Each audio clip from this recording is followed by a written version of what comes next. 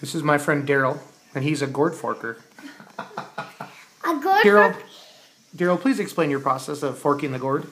You just can't push it in there randomly. You got to kind of just gently work it in, and just slowly get that fork started, and it just goes right in. What if it's a hard gourd? And then you just got to be gentle and gingerly find the right spot, and then just slowly push.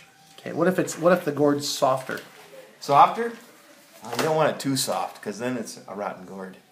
Okay. You got to have the right consistency of gourd. Do the gourds ever smell? Sometimes, and then you have a rotten gourd that starts to stink. You can smell it though right away. Is there anything you can do with a rotten gourd? Toss it. Toss it. Toss it. Toss that rotten gourd. How long should you wait for your gourd to dry out before you should say go dip it again? What? Well, each gourd is different. So is that kind of a release for the gourd, Daryl?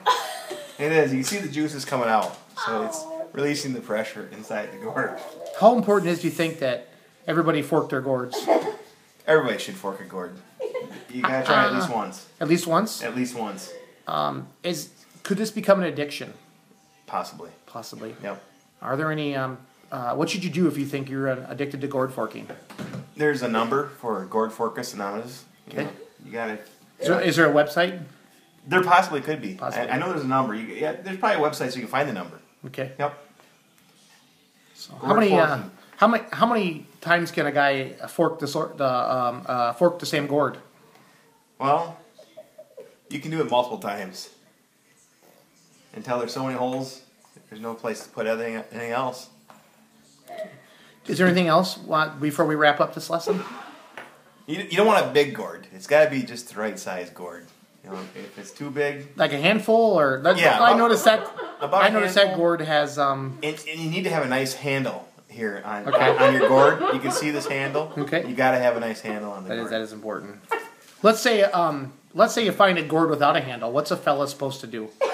If it's got a small handle on it, yes. You don't want to keep that handle. Okay. It's not big enough. If something like this, that's not a very. Can you turn that sideways so that people at home can see it? Okay. If it's something like that, that's considerably smaller. Like that. That gourd, yes. Yes, that's a nicer gourd.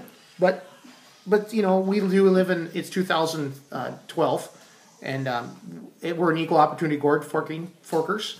And what's a guy supposed to do with a small gourd? Is what I'm trying to say, Daryl. What can we do? It's just hard to hang on to a small gourd, and there's not a whole lot you can do with it. I mean, there's just nothing there. If you tried to hang on to it, it'd fall right out of your hand. Sometimes it slips? It slips right out. Oh, man. It's even hard to hang on to when you're trying to pork it. It falls out. So you got to have a good handle on your gourd. Okay.